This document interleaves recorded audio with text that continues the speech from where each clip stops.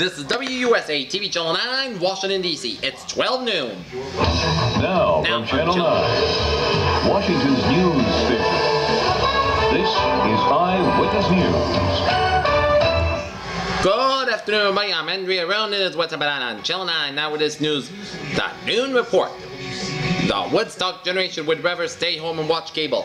The reunion in Yasgur's Farm and Recreation in 1969 Woodstock concert at the original site was scratched yesterday. Promoters hoped for a crowd of 50,000 at $95 a pop. They had sold precisely 1,657 tickets. At the same time, ticket sales for Woodstock 94 Rock Marathon are lagging far beyond expectations, although pay-per-view subscription sales are likely to be brisk. Interest did not materialize, said a statement by Harry Wheeler, promoted at the Bethel, New York reunion concert, which was said to have been featured Woodstock originals such as Richie Evans and John Sebastian. Brillen said he had lost more than $2 million on a board venture. Ticket holders will get refunds. Brillen said, no, the young people of the Generation X seem to be quite as keen to the commune to the fields with a 250,000 grungy strangers as their boomer parents were. Sales to the ever 25th anniversary big concert, Woodstock 94, the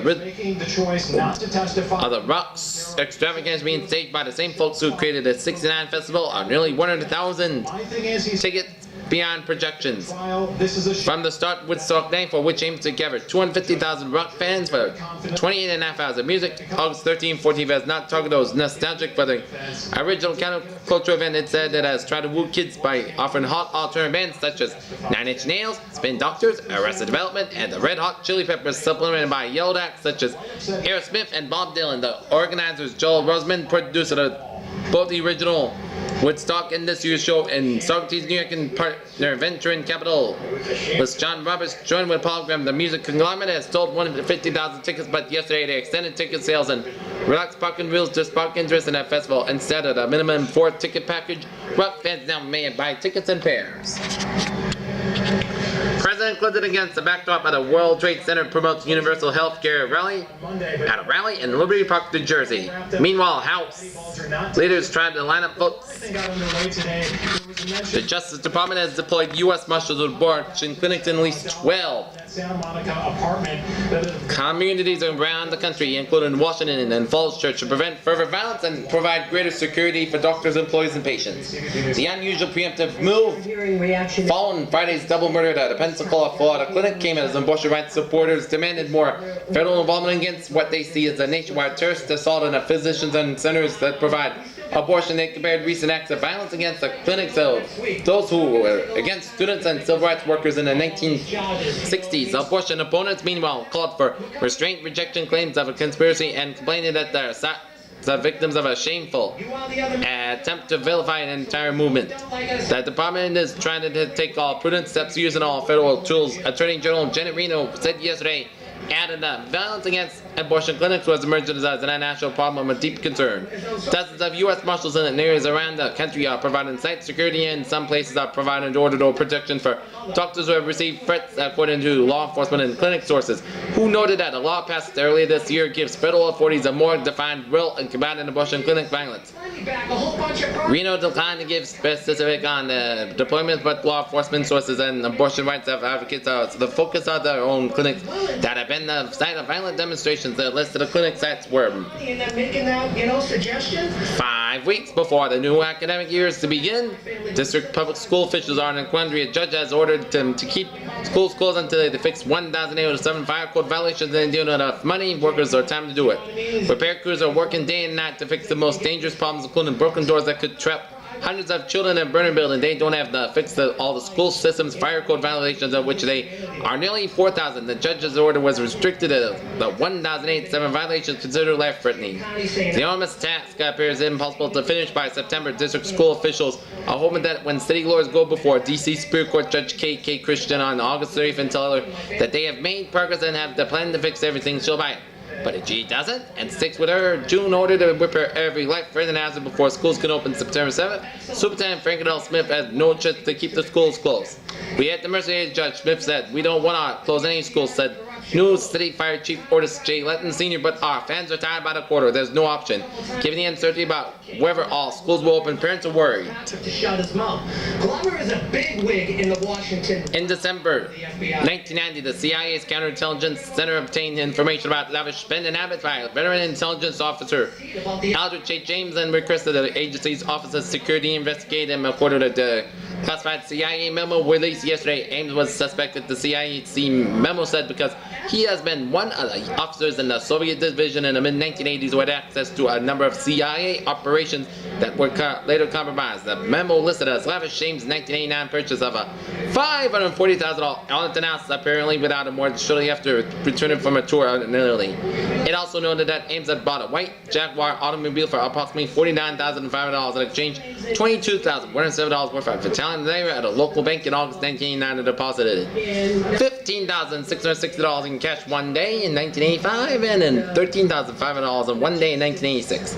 The December 1990 memo released by Senate Intelligence Committee Chairman Dennis DeConcini, Democrat of Arizona, yesterday is the first evidence that the CIA was made aware of what Ames' neighbors said today they had been told as government investigators as far back as 1989 about his spending.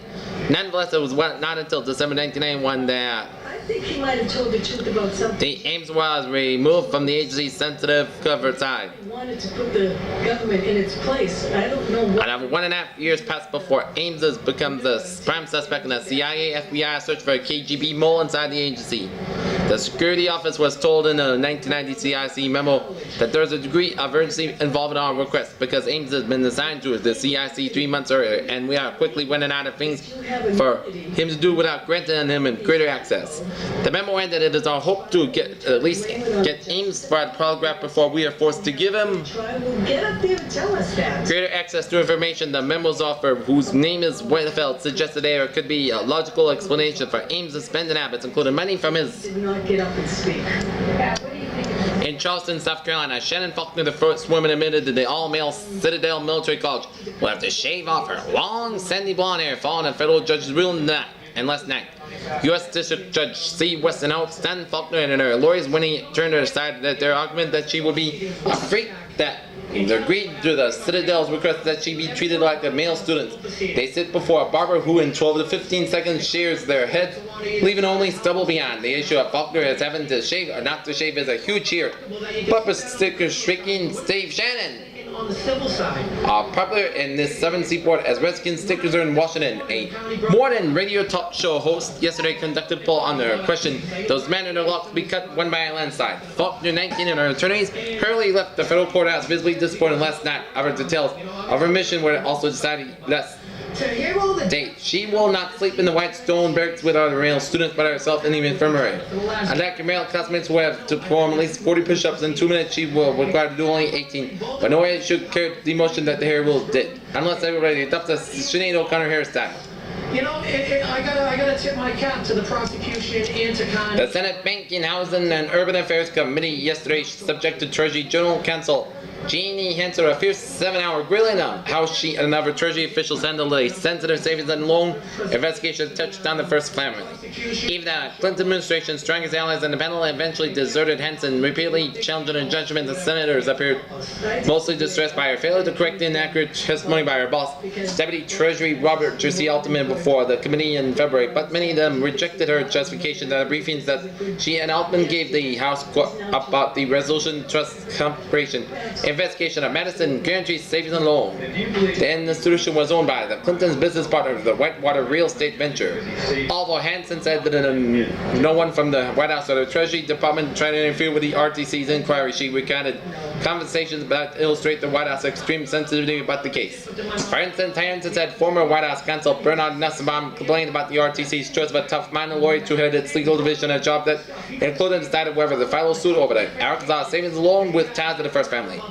Nussbaum tries to ask how the RTC came to hire Ellen B. Kolk as his general counsel. Hansen said he told her she should have been consulted with the hiring decisions, he said. To get charges brought up on him, to be honest with you.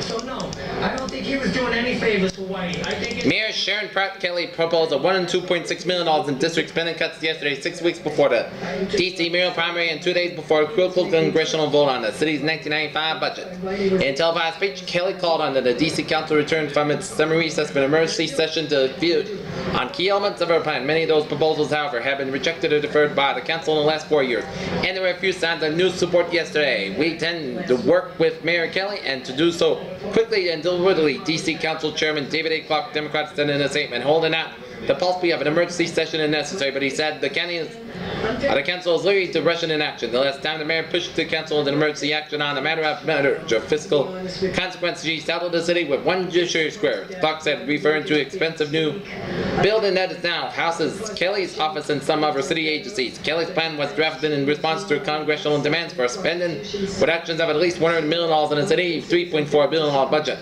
The plan outlined cuts Kelly's had tried to avoid all year includes payment as many as 2,500 employees to retire, restricting welfare benefits, and relying on contractors to take over more services, including management of the D.C. jail. We need to hit ground. I'm really bummed out about it. Running when she new fiscal year starts. October 1st, Kelly said, explaining the reason seeking immediate council action if we don't realize the savings involved. I fear the worst case of the District of Columbia. Kelly's plan comes at a time when her political influence in all time low. Some council members have referred to her as through her low poll numbers already make her lame duck, and some have questioned the need to act on a plan offered by someone who might not remain in office to carry it out. 7 members of the council are running for re-election and 2 are running for mayor. Voted on budget cuts and offering alternatives before the September 13th primary could be politically costly for them, but I also know that Kelly can accuse them of political cowardice if they don't act on her proposals. He will not testify, but he did get to sound off in court this morning, right, Kelly? Council member Jack Evans, Democrat of Ward Number 8, was not up for re-election. This year noted to the political context when he alluded to Kelly's previously expressed desire for the Washington Post endorsement in the mayor's race. The fact that the mayor met with Washington Post editorial board at 9 a.m. this morning has yet to meet with the council indicates that she's looking elsewhere and that she could be more politically motivated at the well-being of the city, Evans said. Kelly and several senior administrators, officials, briefly editorial writers, and reporters yesterday morning about the mayor denied attend a briefing for the council later in the day. The issue is solving a problem, Kelly said. Who did what when? Kelly said she did not know how her plea would be effective. Campaign council member Shine Drew Jarvis, Democrat of Ward 4, says she favors acting on a proposal after the primary to remove the political context in law for public notice and hearings in the terms of what is best for the city. It may be better to do if after the election, said Jarvis is not up for re-election. And I'm pretty confident in saying there was a lot of vacillating back and forth, but the Pope John Paul II will celebrate Mass in Royal Park in Camden Yards and lead an interfaith parade for the streets of Baltimore, the birthplace of American Catholicism, on his 4th extended visit to the United States in October. The Pontiff will have dual roles in his 3-day visit here, as acting as international diplomat when he heads and addresses the United Nations as Vatican head, and as spiritual leader when he meets the faithful at same-size events in New York, New Jersey, and Baltimore. Nearly 60 million Americans are Catholics, about 23% of the nation's population. John Paul II is the first Synod Pope to visit Baltimore, the nation's first Roman Catholic archdiocese. His 10th-hour visit there on October 23rd expected to draw throngs of people hoping to catch a glimpse of him riding in the glass-enclosed Pope mobile, choking traffic for miles around. Plans for the Pope's Baltimore visit were announced yesterday at a news conference in which Baltimore Archbishop William H. Keel was joined by Maryland Governor William Donald Schaefer and Baltimore Mayor Kurt L. Schmucke. After his visit will inspire young people to think about the church and family values rather than the streets and drugs, Schaefer said. John Paul II is expected to use the appearances to underscore the church's emphasis on the traditional family, one of its most consistent themes, said Sister Marian White Walsh, spokeswoman for the United States Catholic Conference. The United Nations has designated 1994 as the Year of the Family. The Pope's visit this year will only 14 months after he celebrated World Youth Day with a crowd of about 400,000 young people in Denver was initially planned as a simple trip to address the UN General Assembly. He would have got up there and had to... The future of Washington's permanent sports franchise hinges on the Redskins' ability to build a new 78 He'll be able to control the message, and I think that thousand is why he didn't get on the witness stand. 600 seat stadium near Laurel Redskins official testified yesterday. Walter E. Lynch, project manager for the proposed stadium, said the team's continued financial health depends on the ability to build a $160 million stadium outfitted with skyboxes, premium club seats, and upgraded concessionaires. If the stadium is not built, the team's existence is in jeopardy, Lynch said. Lynch's testimony started the 4th week of zoning hearings on this proposed stadium at the Meade Senior High School in Arundel County. He spent much of yesterday detailing why the public needs a new football stadium, a key requirement for winning a special exception to build a 482-acre site zone for industrial use next to Laurel Racecourse. There's an overall need in any region for any unified force. Lynch said it just happens in the Washington region, unified force of the Redskins. Lynch said the $20 million franchise is threatened by its continued reliance on Robert F. Kennedy Memorial Stadium in his district. Not only the stadium is the National Football League's smallest with 56,000 air seats, but many fans have long complained about obstructive views and an appealing concessions. Patricia A. Williams, a 20-year D.C. police officer, has been worried about the bad guys hurting her when she was on the job. But never a million years. Williams said she feared that her fellow officers would harm her. On a sweltering September afternoon in 1990, she was led that's what's going to happen. Working in civilian clothes at a protest against a Ku Klux Klan march in the Capitol, Williams was actually knocked to the ground by the unruly crowd. She said she looked up to see an officer standing above her with her baton raised. "Don't hit me!" She remembers calling, "I'm the police!" Despite her screams, the officer and two others started hitting her legs, but Dixon back, she alleged. She became hysterical and rolled from side to side to protect herself, she said. The beating stopped only when she called out to a sergeant she recognized who was standing nearby. What happened next? She said hurt her much, as the beating police did not work aggressively to identify and discipline her attackers that she alleged she had charged. Frustrated and disillusioned, she began to suffer from psychological problems. Later diagnosed as post-traumatic stress disorder, she said. In 1993, she retired on disbelief from the department after years of receiving commendations from her citizens and supervisors.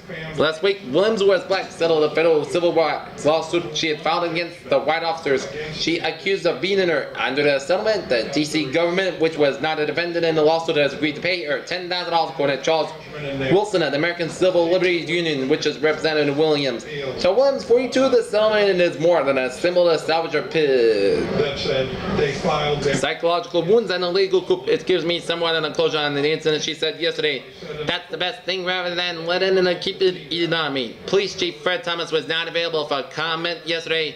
According to a spokesman in the spring, Lieutenant away from them on appeal. Beverly Alford, police spokeswoman, said Thomas had looked into an investigation of an incident which was completed before he became chief and wasn't satisfied with it.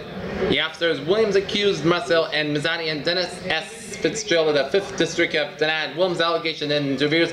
Both said that they had been mistakenly identified. Williams did not identify the 3rd officer. After the incident, Williams said she looked to her superiors for empathy justice. Instead, she said she got indifference and excuses. In a February 1993 letter to Thomas, Williams wrote, "My career has come somewhat to a screeching halt, all because of some aggressive and racist officers." Williams said Thomas never responded. On September 2nd, 1990, the day of the alleged beating, Williams was taken by ambulance to Capitol Hill Hospital for treatment. Williams said she tried to speak with then Chief Isaac Forward Jr. 2 days later. The police did not ask anyone to photograph her bruises, she said, so she did so on her own. A brief injury on duty report was prepared 2 days after the accident, stating that Williams had been struck by a riot baton according to records obtained by her lawyers. But the lieutenant assigned the investigation did not talk to her until October 1990, and then she said only that he wanted to interview her soon. Williams said she did not hear from him for weeks, and a phone number he gave never was answered, she said. Dana-Farber Cancer Institute and the Jimmy Fund. This year, Channel 5 is writing for TV. Maryland gubernatorial candidate American Joe Midwiski staged a bit of political theater in Silver Spring yesterday, but voters he met at the start of his week-long march across Montgomery County didn't seem to mind. Prince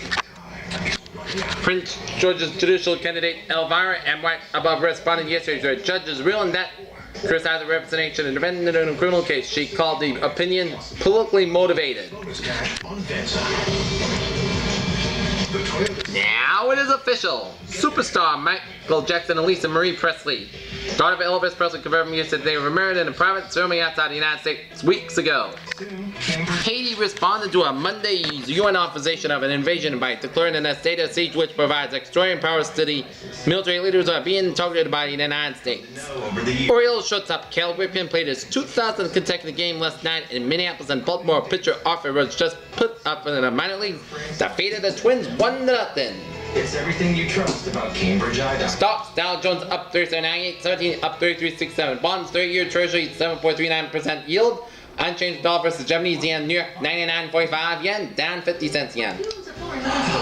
Okay, now to the weather now. Peter Wiggins. Take it away, Peter. Okay, thank you, Andrea. Right now, our current conditions at 12 noon time, 83 at National Airport, 84 in Dallas, 80 out in Updating now our breaking Belvoir, 81 in Andrews, 81 in Annapolis, 82 in Meade, and 82 in Baltimore. decision this morning telling the judge that his trial had been, quote, a sham. The closing statements were... Weather-wise, by the nation today, a couple of liners, showers and thunderstorms stretching from the Gulf Coast, from Texas down through Florida, and stretching up the eastern seaboard from Miami all the way out into Boston here, and stretching up into eastern Maine. And the showers and thunderstorms will stretch through Pennsylvania and New York State, stretching for the Or come from the Ontario, stretching in the peninsula. Of course, Michigan, stretching through Ohio, through Indiana, through Illinois, down to the Plain States, and stretching in New Mexico and down in New Mexico. And the showers stretching from eastern Colorado all the way up into as it says, of an Al-Qaeda the northern Rockies, and a couple of liner showers from western Wyoming, stretching in western of August will continue to fall. Montana, a couple of lava showers from northern Nevada, stretching through the Pacific Northwest. News Center 5 is sponsored. Alright, Washington area forecast. For today, partly sunny, humid, and warm with a late thunderstorm possibility. High, we've got 87 to 90 degrees. Wind south about 6 to 12 miles per hour. For tonight, partly cloudy, muggy skies with a low of 70 to 75 degrees. Wind variable about 6 miles per hour. For Wednesday, more of the same, partly sunny, hot to humid, highs They're cancer. 90 to 95 degrees, and a low about Challenge yourself by getting a master's degree. 72 to 76 degrees. 3 to 5 day regional forecast. Thursday, partly sunny, humid, late thunderstorm, high 90 to 95, low 32 to 75 degrees. Friday, partly Visit maritime.edu. sunny, less humid, high 87 to 9 degrees, low 67 to 70 degrees. And Saturday, partly sunny, high 87 to 9 degrees, low 67 to 70 degrees. And 6 to 10 day regional forecast for Sunday through Thursday. Temperatures will average near normal, and precipitation will be above normal. The normal high for the period is 89, low 71. Or Jordan's $300 West Virginia and Maryland for today, partly sunny and warm, humid, late thunderstorm for the West Virginia mountains. High 89, 84 degrees. Wind southwest about 6 to 12 miles per hour. Tonight, partly cloudy, humid, areas of fog. Low 62 to 67 degrees. Wind variable about 6 miles per hour. For Virginia today, partly sunny, warm, humid, late thunderstorm. High 82 to 87 degrees. Wind southwest 6 to 12 miles per hour. For tonight, partly cloudy, humid, areas of fog. Low about 65 to 70 degrees. Wind variable about 6 miles per hour. For beaches, Maryland, Delaware today, partly sunny, warm and humid, thunderstorm. High 82 to 87 degrees. Wind south about 7 to 14 miles per hour. Tonight, partly cloudy, thunderstorm. Low about 69 to 74 degrees. Wind south 5 to 10 miles per hour. Ocean temperature 67 to 70 degrees. For Virginia today, partly sunny, warm and humid, thunderstorm. High 85 to 90 degrees. is sponsored by Wind south 7 to 14 miles per hour. Tonight, partly cloudy, thunderstorm. Low 70 to 75 degrees. Wind south 5 to 10 miles per hour. Ocean temperature next weekend. 70 to 73 degrees. Bold and upper Potomac River. Today, partly sunny, late thunderstorm. Wind south to southwest about 7 to 14 knots, gust to 40 miles per hour, and a thunderstorm to 40 knots. Lower Potomac and Chesapeake Bay. Today, partly sunny, late thunderstorm. Wind south to southwest 7 to 14 knots, gust to 40 knots, and a thunderstorm. Waves a foot or less on the lower Potomac and Chesapeake Bay and river stages of the National Weather Service. Forecast of Potomac River stage at Little Falls to be 3.6 feet today. River stages of falling levels above 5 feet. Considered hazardous for boating. With meteorologist Cindy Fitzgibbon. Sun set 8:19 p.m. It's right anywhere from just under a half. Moon set 4:36 p.m. Mercury sets 7:45 p.m. Venus sets about 10:15 p.m. And the skies continue to clear on out. Mars sets about 5:07 p.m. Jupiter rises at 1:18 p.m. 80 degrees. Saturn rises at 9:45 p.m. and Uranus rises at 7:21 p.m. Climbing up between Moon phases August 7th. Westerly winds 10 to 15 miles per hour, so it's warm, and that wind is bringing in some drier air. Now, we're in good shape this afternoon with high pressure. Washington high tide 5:24 p.m. and low tide 11:29 p.m. And that's going to be for the Channel 9 Hours News Noon Report for this Tuesday, August 2nd, 1994. I'm Andrew alongside Peter. Hope you have a good day. And coming next on Channel 9 will be the Young Wrestler coming next on Channel 9. Eyewitness News will be back at about, let's see, 4 o'clock. Have a good day. Bye-bye for now. Here. Cooler conditions.